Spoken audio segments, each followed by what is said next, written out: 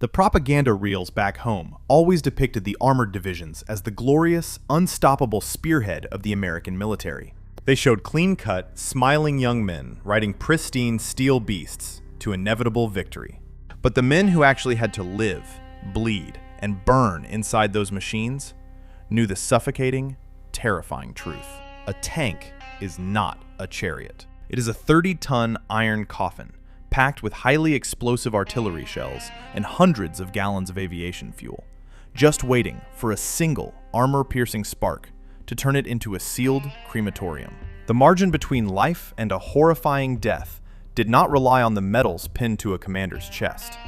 It relied entirely on the mechanical heartbeat of the engine. To understand the catastrophic events that took place in the frozen, blood-soaked mud of the Kessel Valley in the winter of 1944, you have to look beneath the pristine armor.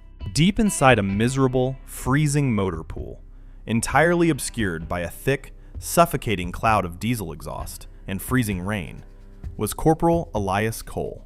Cole was an African-American mechanic in a rigidly segregated military that legally viewed him as biologically incapable of understanding complex machinery. Officially, he was classified as a low-level laborer, but in reality, Elias Cole was an absolute, undisputed, mechanical genius. He did not just repair the massive Ford GAA V8 tank engines, he felt them. He could diagnose a cracked cylinder head just by listening to the rhythm of the exhaust. He spent his days and nights crawling through the freezing, toxic sludge beneath the 30-ton M4 Sherman tanks, his hands permanently scarred and stained black with grease, keeping the armored spearhead alive while the establishment treated him like a stray dog. Standing above him in the freezing rain, entirely dry beneath a heavy, waterproof officer's trench coat, was Lieutenant Richard Hayes. Hayes was the newly appointed commander of the platoon's lead tank.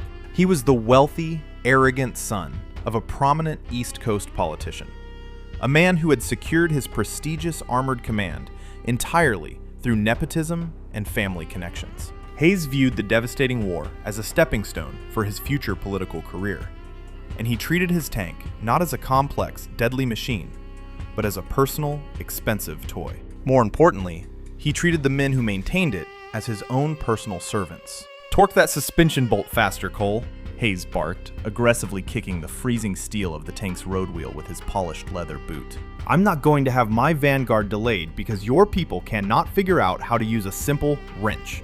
It's a miracle they even let you touch this equipment." Beneath the tank, submerged in 6 inches of freezing mud, Elias Cole did not say a word. He simply tightened his grip on the heavy steel wrench, his muscles burning with exhaustion.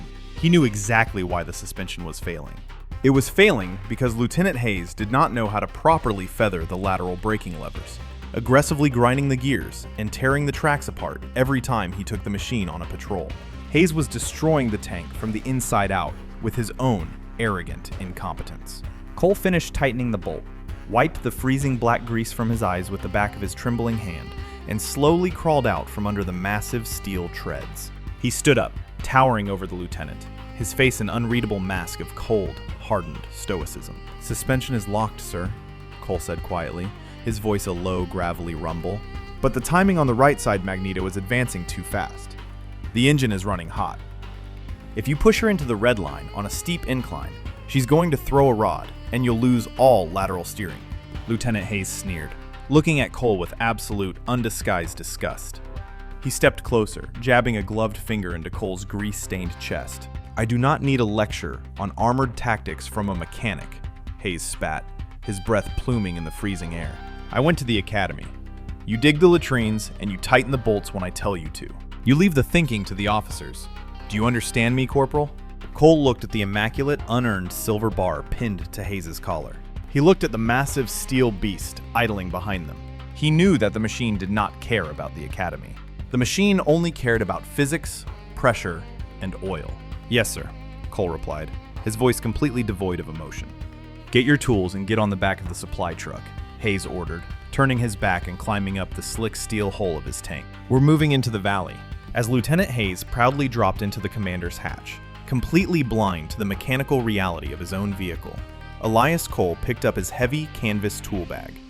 He climbed onto the exposed, freezing flatbed of the supply truck at the rear of the column. The massive diesel engines of the armored platoon roared to life, churning the freezing mud as they began their slow, grinding march into the narrow, jagged throat of the Kessel Pass. Lieutenant Hayes was entirely convinced he was leading a glorious, unstoppable cavalry charge. But Elias Cole, sitting in the freezing rain at the back of the column, knew the horrifying truth. They were not riding into a battle. They were driving a flawed, crippled machine straight into a graveyard. And the true monsters waiting in the ice were already locking their sights on the arrogant lieutenant's pristine armor. The Kessel Pass was a geographical nightmare. A jagged, winding throat of black granite and deep, suffocating snowdrifts that choked the American armored column into a single, claustrophobic file. The towering cliffs on either side amplified the deafening, mechanical roar of the 30-ton Sherman tanks, echoing off the ice, and entirely masking the subtle, terrifying sounds of the frozen wilderness. Inside the lead tank, Lieutenant Richard Hayes stood tall in the commander's cupola, his goggles resting on his helmet, completely blind to the tactical suicide of his own formation. He was pushing the column too fast. Down in the freezing, cramped belly of Hayes' tank, the driver was frantically fighting the steering levers, desperately trying to compensate for the failing right-side magneto that Corporal Elias Cole had explicitly warned the lieutenant about. The V8 engine was screaming, running dangerously hot, the transmission whining under the catastrophic abuse of an arrogant officer who valued the appearance of speed over mechanical reality. Sitting in the freezing bed of the unarmored supply truck at the very rear of the column, Elias Cole did not need a radio to know the platoon was driving into a slaughter. He could hear the uneven, desperate rhythm of Hayes' overtaxed engine echoing down the canyon. The vanguard was crippled, deafeningly loud, and completely blind to the high ground. At 1400 hours, the icy silence of the Kessel Pass was violently shattered. It was not a firefight. It was an execution by an apex predator. Hidden deep within the snowy pines of an elevated ridge, completely camouflaged in white netting, an enemy heavy-armored behemoth, a 70-ton monster armed with a devastating, high-velocity anti-tank gun, had been patiently waiting for the Americans to drive precisely into its predetermined kill zone. Crack! Boom! The sheer kinetic energy of the incoming armor-piercing shell displaced the air in the canyon with a concussive shockwave that shattered the ice on the cliff walls. The projectile struck the second tank in Hayes' column, dead center on the frontal glacis plate. The military propaganda films back home never showed the American public the horrifying reality of spalling. When a high-velocity shell impacts a tank's armor, even if it does not fully penetrate, the sheer kinetic force sends hundreds of razor-sharp shards of interior steel ripping through the enclosed, claustrophobic crew compartment at supersonic speeds. The struck tank did not just stop. It violently shuddered as the ammunition carousel inside detonated. A massive pillar of oily black smoke and searing orange flame instantly erupted from the hatches, turning the 30-ton machine into a roaring furnace in less than 3 seconds. The entire American column ground to a catastrophic halt. The narrow confines of the Kessel Pass made it mathematically impossible to turn the massive vehicles around. They were boxed in. The burning wreckage of the second tank was blocking the road, and the steep, icy cliffs prevented any flanking maneuvers. It was a perfect, inescapable choke point. Up in the lead tank, Lieutenant Hayes was suddenly drenched in a cold, paralyzing sweat. The arrogant smirk completely vanished from his face, replaced by the hollow, wide-eyed terror of a man who suddenly realized that his family's money and his pristine academy pedigree could not stop a high-velocity tungsten shell.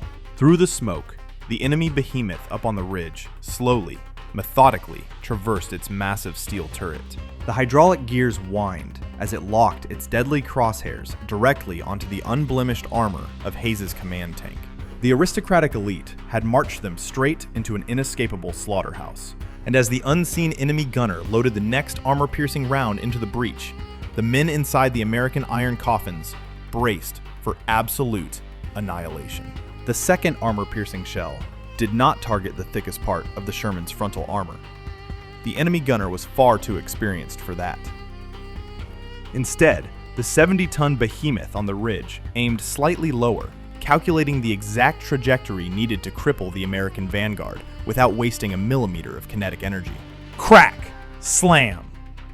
The high-velocity tungsten round slammed directly into the right drive sprocket of Lieutenant Richard Hayes' command tank. The deafening, shrieking sound of shearing steel echoed off the canyon walls as the massive, heavy-duty metal track snapped like a cheap watch spring. Hundreds of pounds of steel links violently unspooled, whipping through the freezing air and burying themselves deep into the snowdrifts. Deprived of its right leg, the 30-ton Sherman violently slewed sideways on the ice, its momentum throwing the massive machine hard against the black granite wall of the Kessel Pass. Inside the claustrophobic, dimly lit belly of the tank, the impact was catastrophic. The concussive shock wave blew out the interior lighting, plunging the crew into a terrifying, flashing darkness, illuminated only by the electrical sparks of severed wiring. Thick, choking white smoke from the damaged engine compartment instantly began to fill the crew cabin, carrying the nauseating, unmistakable smell of burning oil and electrical fires. Down in the gunner's seat, a young, working-class kid from Chicago named Miller was screaming. The sheer kinetic force of the impact had warped the heavy steel turret ring, violently pinning Miller's leg against the hydraulic traverse motor. He was trapped, bleeding heavily, coughing on the toxic cordite smoke, filling the enclosed space. The driver and the bow gunner were frantically trying to pry the warped steel off his shattered leg, slipping on the hydraulic fluid coating the metal floor plates. Up in the commander's cupola, Lieutenant Hayes was completely paralyzed. The pristine, arrogant officer who had spent the entire morning treating his crew like disposable servants was suddenly faced with the horrifying, suffocating reality of a burning iron coffin. He looked down at his trapped gunner. He looked at the smoke filling his lungs. Through his periscope, he could see the massive enemy tank up on the ridge, slowly beginning to reload its main gun for the final killing blow. The military academies had taught Hayes how to read a map and how to polish his boots, but they had never taught him how to die. Panic completely shattered his aristocratic facade. His survival instinct violently overrode any shred of human decency or military honor. Hayes did not reach down to pull Miller from the wreckage. He did not grab the radio to coordinate covering fire from the rear echelon. He did not even grab the fire extinguisher. "Bail out!" Hayes shrieked, his voice cracking into a high-pitched, terrified wail that betrayed his absolute cowardice. "Abandon the vehicle! Every man for himself!" Before his shocked, desperate crew could even process the order, Hayes kicked the commander's hatch open. He scrambled out of the smoking turret like a rat fleeing a sinking ship, dropping onto the icy ground. He did not look back at the burning Sherman. He did not look back at the men he had sworn to lead. The lieutenant tucked his head down and began a dead, terrified sprint toward the rear of the canyon, using the burning wreckage of the other American vehicles as cover, completely abandoning his trapped crew to burn alive in the steel box. Down in the suffocating darkness of the disabled tank, the white crewmen realized they had been entirely betrayed. Their elite commander had left them locked inside a stationary target. The driver desperately tried to throw the tank into reverse, but the severed right track and the warped transmission ground together with a sickening crunch. The Sherman was dead in the snow. They could hear the terrifying, mechanical whine of the enemy tank's turret above them, locking its crosshairs directly onto their hull. They closed their eyes, gripping the cold steel, waiting for the massive explosion that would end their lives. But down at the rear of the column, sitting in the freezing bed of the supply truck, Corporal Elias Cole had watched the entire sickening display. He saw the silver bars of the lieutenant running away like a coward in the snow, and he saw the thick black smoke pouring from the crippled Sherman. Cole did not ask for permission. He did not wait for an officer to issue a command.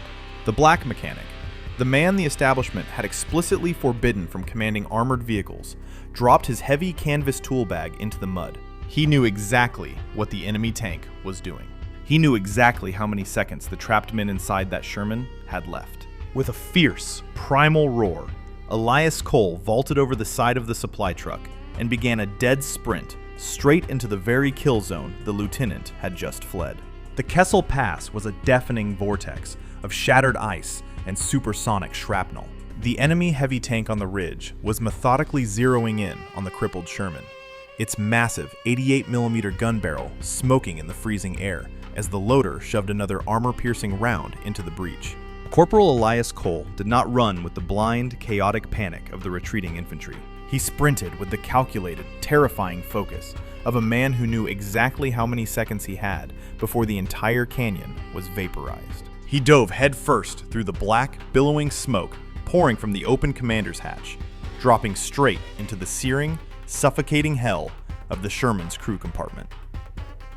The heat inside the iron coffin was instantaneous and absolute. Electrical fires were spitting blue sparks across the warped steel bulkheads, and the deafening shriek of the failing transmission echoed like a dying animal. Down in the belly of the beast, the white crewmen were coughing violently, their eyes wide with the primal terror of men who had been left to burn. Miller, the young gunner, was still pinned against the turret ring, blood soaking his uniform, screaming as the hydraulic fires slowly crept closer to the ammunition racks. Cole did not hesitate. He did not ask for a rank, and he did not wait for a salute. He grabbed the heavy, red-painted handle of the emergency fire extinguisher and smashed the brass valve against the steel hull, flooding the lower compartment with a blinding cloud of white chemical foam. He choked on the toxic fumes, dropped the empty canister, and wedged his massive, grease-stained shoulders directly under the warped, smoking steel of the hydraulic traverse motor, pinning Miller's leg. "Pull him!" Cole roared to the terrified driver, the veins in his neck bulging against the impossible weight. With a sickening scrape of metal, Cole used sheer, adrenaline-fueled brute force to heave the crushed machinery upward, just enough for the driver to drag the weeping gunner free. The crew was alive, but they were still trapped in a stationary target. Through the cracked periscope glass, Cole could see the muzzle of the enemy behemoth on the ridge slowly depressing, locking directly onto their thin side armor. They had less than 10 seconds before the killing blow. "She's dead!" the driver screamed over the roar of the engine, his hands shaking violently on the steering levers. "The right track is completely sheared. The transmission is eating itself. We have to bail. If you step out of that hatch, you'll be cut in half by their coaxial machine guns." Cole snapped, his voice carrying the absolute, undeniable authority of a man entirely in his element. He shoved past the driver and dropped his hands onto the burning hot levers of the control panel. The military academy manuals dictated that a Sherman with a severed track and a warped transmission was mathematically dead. But Elias Cole did not learn tanks from a book. He learned them by rebuilding them piece by piece in the freezing mud. He knew exactly what this V8 engine was capable of when pushed past the red line. Cole reached under the dashboard and violently ripped away the safety wire governing the engine's RPMs, a strict violation of every maintenance protocol in the Army. He then grabbed the left steering lever and slammed his boot down on the throttle. He did not try to drive the tank forward. That was impossible. Instead, Cole bypassed the failing right side magneto he had warned the cowardly lieutenant about, dumping absolutely every ounce of raw, explosive horsepower directly into the surviving left track. The 30-ton iron coffin violently shuddered. The massive V8 engine screamed in a deafening, agonizing mechanical wail, the RPM gauge burying itself instantly into the red. The surviving left track bit into the ice and black granite with horrifying force. Because the right side was completely dead, the overwhelming torque did not push the tank forward. It violently snapped the entire massive chassis around in a brutal, stationary pivot. The Sherman spun on its axis like a massive, armored top, just as the enemy's 88mm cannon fired. Crack! Swoosh! The high-velocity tungsten shell, aimed perfectly at the Sherman's vulnerable side armor, screamed through the exact empty space the tank had occupied just a fraction of a second before. It smashed harmlessly into the canyon wall behind them, showering the hole in pulverized granite and ice. Inside the smoke-filled crew compartment, the white soldiers were thrown against the bulkheads by the violent pivot. They looked up in absolute, earth-shattering shock. Their aristocratic officer had left them to die, but the black mechanic, the man they were not even supposed to share a mess hall with, had just used raw intellect and mechanical mastery to dodge a supersonic artillery shell in a broken tank. Cole did not celebrate. He immediately climbed up from the driver's seat and vaulted into the empty, smoking commander's chair left vacant by the coward Hayes. He grabbed the manual turret override crank, his eyes burning with a terrifying, cold intensity. "Load armor piercing!" Cole barked, looking down at the stunned, bleeding gunner. "We cannot run, so we're going to break their teeth." The hierarchy of a segregated military evaporated in the suffocating smoke of the Kessel Pass. The crew did not see an outcast anymore. They saw their commander. The Kessel Pass was no longer a frozen canyon. It was a claustrophobic, smoke-filled arena. Up on the snowy ridge, the commander of the 70-ton enemy behemoth realized his kill shot had somehow missed a stationary target. Frustrated by the American armor's sudden, impossible movement, the massive enemy tank ground its gears and began a slow, terrifying descent down the icy slope, crushing small pine trees beneath its massive, overlapping road wheels. It was moving in to execute the crippled Sherman at point-blank range. Inside the smoke-filled crew compartment of the American tank, the air was thick with cordite and the metallic tang of bleeding ears. The white crewman, abandoned by the elite establishment, now looked entirely to the black mechanic sitting in the commander's seat. "Armor-piercing loaded," the loader yelled, slamming the heavy breech block shut with his grease-covered fist. Elias Cole pressed his face against the cracked glass of the commander's periscope.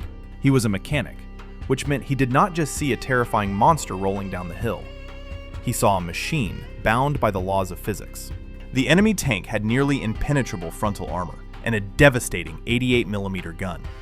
But it had a fatal flaw. Its turret traverse was incredibly slow. It relied on heavy, sluggish hydraulic motors to turn its massive gun barrel. Cole, on the other hand, had a broken 30-ton Sherman that could only do one thing: spin violently on a single axis. He was going to use his catastrophic mechanical failure as his greatest tactical advantage. "Driver, feather the left clutch," Cole barked, his voice cutting through the ringing in their ears. "When I say drop it, you dump the clutch and floor the throttle. We use the smoke from the burning trucks as a screen." The enemy behemoth reached the valley floor, its massive diesel engine roaring as it crushed the frozen mud. Through the thick, oily black smoke of the destroyed Vanguard vehicles, the enemy gunner tried to lock on to the American tank. "Now, drop it!" Cole roared. The driver slammed his foot down.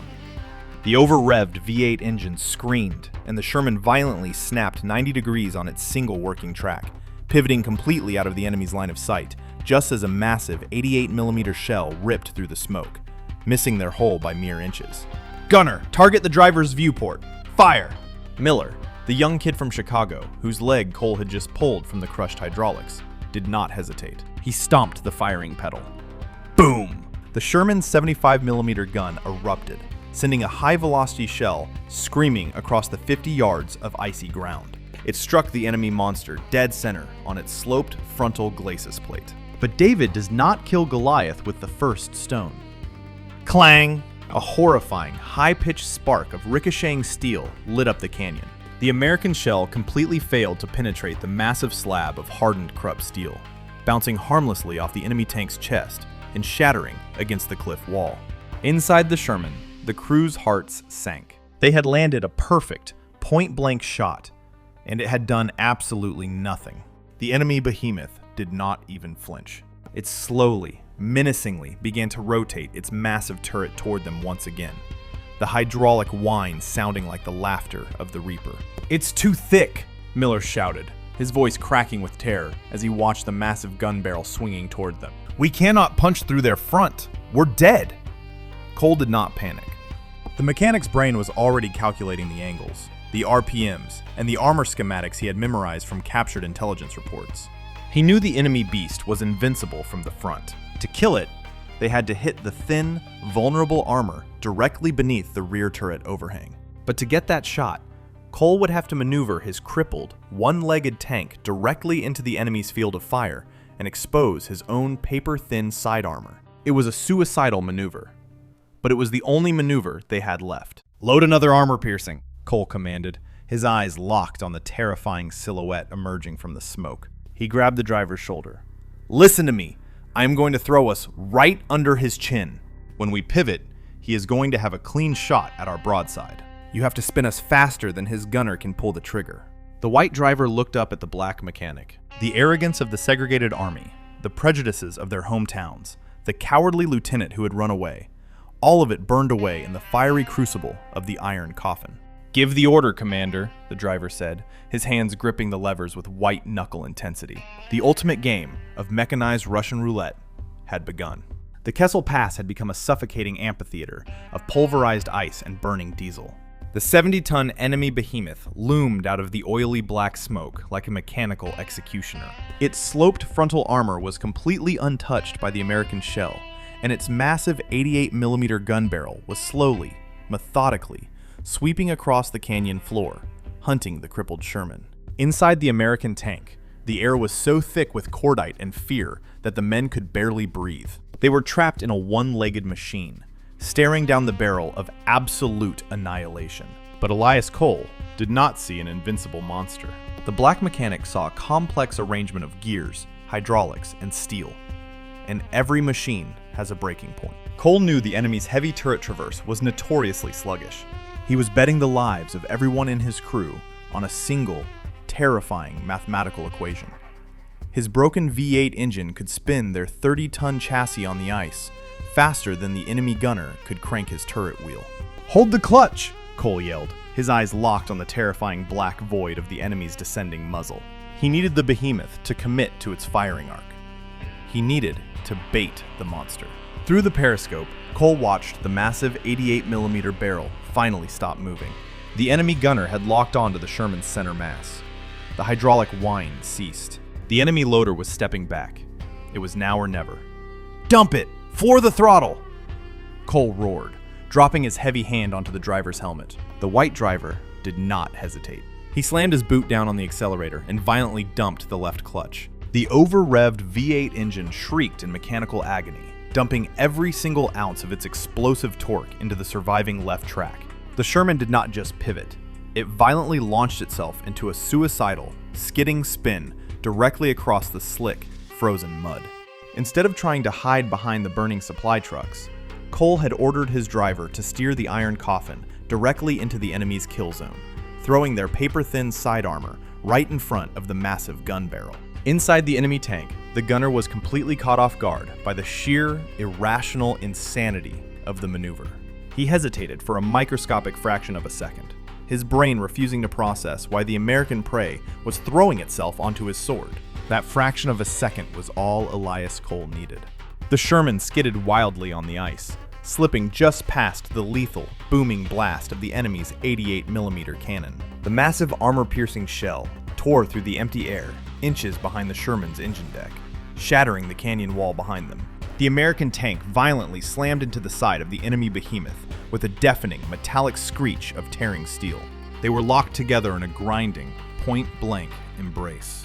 The enemy tank was completely blind. Its massive gun barrel was protruding far past the Sherman, completely useless in such tight quarters. Cole had perfectly maneuvered his crippled tank into the monster's only anatomical blind spot, directly beneath the rear overhang of the heavy turret, where the thick Krupp steel gave way to the thin, vulnerable armor protecting the ammunition carousel.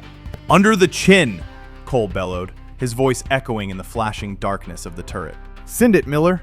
Miller, the bleeding gunner whose life Cole had just saved, did not use the optics. He did not need to. At 3 feet away, you do not aim. You just pull the trigger. He stomped the firing pedal with his good leg. Boom! The Sherman's 75mm gun erupted at absolute point-blank range. The armor-piercing shell did not bounce this time. It punched straight through the thin steel plating beneath the enemy's turret ring, burying itself deep into the belly of the 70-ton beast. For one agonizing, terrifying heartbeat, there was absolute silence in the canyon. And then, the internal ammunition racks of the enemy behemoth detonated. The resulting explosion was catastrophic. A blinding, searing pillar of orange fire and expanding gases violently ripped the enemy tank apart from the inside out.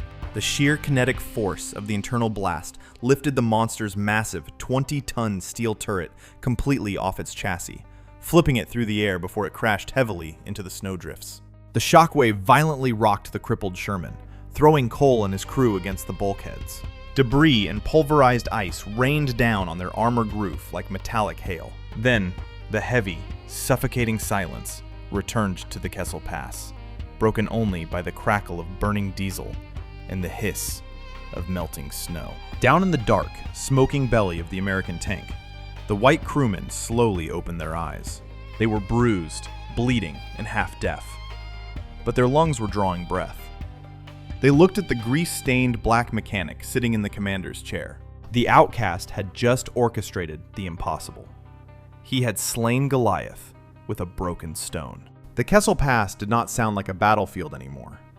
It sounded like a graveyard of iron. The deafening, earth-shattering roar of the 88mm cannon had been entirely replaced by the sickening hiss of melting snow and the crackle of burning diesel fuel. Thick, oily black smoke hung heavily in the freezing canyon air, entirely obscuring the valley floor from the terrified American vanguard, still trapped behind the burning supply trucks. For 3 agonizing minutes, the surviving tank crews and infantrymen held their breath, their fingers white-knuckling their weapons. They had seen Lieutenant Richard Hayes, the aristocratic golden boy, sprinting away from the front line in absolute terror.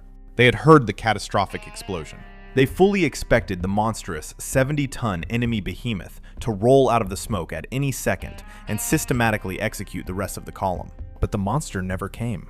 A sharp, freezing wind suddenly howled down from the mountain peaks, catching the heavy curtain of black smoke and slowly peeling it back. As the visibility cleared, the men of the American Armored Division slowly stood up from behind the icy boulders, their jaws dropping in absolute, world-shattering disbelief. Sitting in the exact center of the frozen kill zone was their own crippled, one-legged Sherman tank. Its hull was scorched, its right track was completely severed and buried in the snow, and it was violently smoking from the engine deck. But it was completely intact. Right next to it, locked in a point-blank metallic embrace, was the enemy behemoth. Or rather, what was left of it. The invincible 70-ton Titan had been entirely decapitated. Its massive steel turret had been blown clean off the chassis by a catastrophic internal ammunition explosion, now lying upside down in a snowdrift 50 feet away. The invincible apex predator had been gutted. A murmur of profound shock rippled through the American ranks. It was mathematically impossible. A broken Sherman with a dead transmission could not outflank, outmaneuver, and destroy a heavy tank at point-blank range. It defied every single tactical doctrine taught at the military academy. And then, with a heavy, metallic clank, the commander's hatch on the crippled Sherman groaned open. The men in the vanguard instinctively raised their rifles, unsure if the crew had survived or if the enemy had somehow boarded the vehicle. Emerging from the smoking throat of the iron coffin was not the polished, pristine Lieutenant Hayes. It was Corporal Elias Cole. The black mechanic slowly pulled himself up from the commander's seat and stood tall on the icy steel of the turret roof. He looked nothing like the subservient laborer who had been tightening suspension bolts in the freezing mud just an hour earlier. His uniform was torn, soaked in hydraulic fluid, and covered in a thick layer of black soot. Blood was dripping from a gash on his forehead where he had hit the periscope housing during the violent pivot, but he stood with the terrifying, undeniable posture of a man who had just looked the Reaper dead in the eye and made him blink. Down below, the Sherman's driver and bow gunner pushed open their own heavy steel hatches. They crawled out onto the sloping front armor, gasping for the freezing, clean air. They were battered and bleeding, but they were alive. An infantry sergeant, gripping his M1 Garand, slowly stepped out from behind a burning truck and looked up at the white driver. "Who?" the sergeant stammered, pointing a shaking finger at the gutted enemy behemoth. "Who took the shot? Where's the lieutenant?" The white driver wiped the blood and grease from his face. He did not look back toward the rear of the canyon where Hayes had fled. He turned his head and looked straight up at Elias Cole. The driver did not see a second-class citizen. He did not see a mechanic. He saw the greatest tank commander he had ever served under. "Lieutenant abandoned ship, Sarge," the driver said, his voice carrying clearly across the frozen, silent canyon. He pointed a thumb up at the black man standing on the turret. The commander took the shot. A heavy, sacred silence fell over the Kessel Pass. The deeply entrenched, systemic racism of the 1940s military was instantly vaporized by the undeniable reality of survival. Dozens of white soldiers, men who had been ordered their entire lives to look down on Elias Cole, slowly lowered their weapons. One by one, they began to step out from their cover, walking toward the crippled Sherman in a state of absolute awe. They were looking at a ghost in the machine, a man the system had tried to bury, who had just risen from the ashes to save them all. But the corrupt system does not surrender easily. As the men gathered around their new hero, the sickening sound of approaching boots echoed from the rear of the pass. Lieutenant Richard Hayes, accompanied by 2 heavily armed military police officers, was returning to the front line to reclaim his stolen glory. The heavy, sacred silence of the Kessel Pass was violently broken by the crunch of polished boots on shattered ice. Lieutenant Richard Hayes, his pristine trench coat completely free of soot or blood, marched back into the canyon from the rear echelon. Flanking him were two heavily armed military police officers. Hayes had seen the explosion from a safe distance. He assumed his entire crew had been vaporized, leaving no witnesses to his cowardice. Now he was returning to write the after-action report, ready to frame the destruction of his tank as a tragic but heroic sacrifice under his brilliant tactical command. But as Hayes crested the snowdrift, he stopped dead in his tracks. His command tank was not a burning wreck. It was sitting proudly in the center of the pass, the decapitated enemy behemoth smoking beside it. And standing on the commander's cupola, looking down at the frozen mud with eyes like cold steel, was the black mechanic he had treated like an animal. Hayes' face flushed a violent, humiliating crimson. His aristocratic facade crumbled into pure, venomous rage. If division headquarters found out a grease-stained laborer had destroyed a 70-ton heavy tank after the lieutenant had fled, Hayes would not just lose his command. He would face a court-martial for desertion in the face of the enemy. He had to bury the truth, and he had to do it immediately. "Military police, secure that man!" Hayes shrieked, pointing a trembling, leather-gloved finger directly at Elias Cole. "Arrest Corporal Cole! I am charging him with the theft of a multi-million-dollar combat vehicle, gross insubordination, and mutiny. Pull him off my tank and put him in irons." The two MPs, fresh from the rear and completely ignorant of the slaughter that had just occurred, unholstered their sidearms and stepped forward. They pulled out heavy steel cuffs, preparing to bind the savior of the American vanguard. Cole did not flinch. He did not raise his hands. He simply looked down at the screaming lieutenant with the absolute, terrifying calm of a man who knows he has already won the only battle that matters. Down on the front armor, the battered, bleeding white driver slowly stood up. He looked at the military police. He looked at the cowardly officer who had left him to burn. And then he looked back at the Kessel Pass. He did not argue. He did not draw his sidearm. He simply turned around, grabbed the edge of the open driver's hatch, and dropped back down into the suffocating darkness of the iron coffin. Hayes sneered, assuming his crew was falling back in line with the racial and military hierarchy. "That's right. Secure the vehicle. I am taking immediate possession of..." Clank! Whirr! The lieutenant's voice was completely drowned out by a deafening mechanical roar. Inside the crippled Sherman, the driver had slammed his boot onto the hydraulic turret traverse pedal. The massive 30-ton steel turret violently ground to life. With a terrifying screech of metal, the 75mm main gun barrel rapidly swung away from the destroyed enemy tank and swept directly across the canyon. The heavy steel barrel stopped with a bone-jarring thud. It was aimed perfectly, dead center, directly into the face of Lieutenant Richard Hayes. The two military police officers instantly froze, their hands hovering over their handcuffs. They looked up at the massive, smoking cannon pointed straight at their chests. Behind them, every single surviving white infantryman in the vanguard slowly raised their M1 Garands, leveling their sights directly at the lieutenant and his escort. They formed an impenetrable wall of dirty uniforms and cold steel around the black mechanic. The elite had abandoned them to the fire. The outcast had dragged them out of it, and the men of the Kessel Pass had made their choice. From the commander's cupola, Elias Cole looked down the length of the massive gun barrel at the trembling, terrified officer. "The tank is broken, Lieutenant," Cole said, his voice a low, gravelly rumble that carried over the idling engine. "And we do not take orders from men who run from broken machines. Now get off our battlefield." The silence that followed was the heaviest thing in the Kessel Pass. It was the sound of a systemic paradigm, violently snapping in half. Hayes looked at the 75mm cannon inches from his face. He looked at the murderous, unforgiving eyes of the white soldiers who had chosen a black mechanic over their aristocratic commander. He realized he had absolutely no power here. His rank, his pedigree, his political connections, they meant nothing against men who had just survived hell. Trembling, Hayes slowly took a step backward. He nodded to the MPs. Without a single word, the military police holstered their weapons and backed away. Hayes turned and practically ran back down the icy canyon, leaving his dignity and his narrative burning in the frozen mud.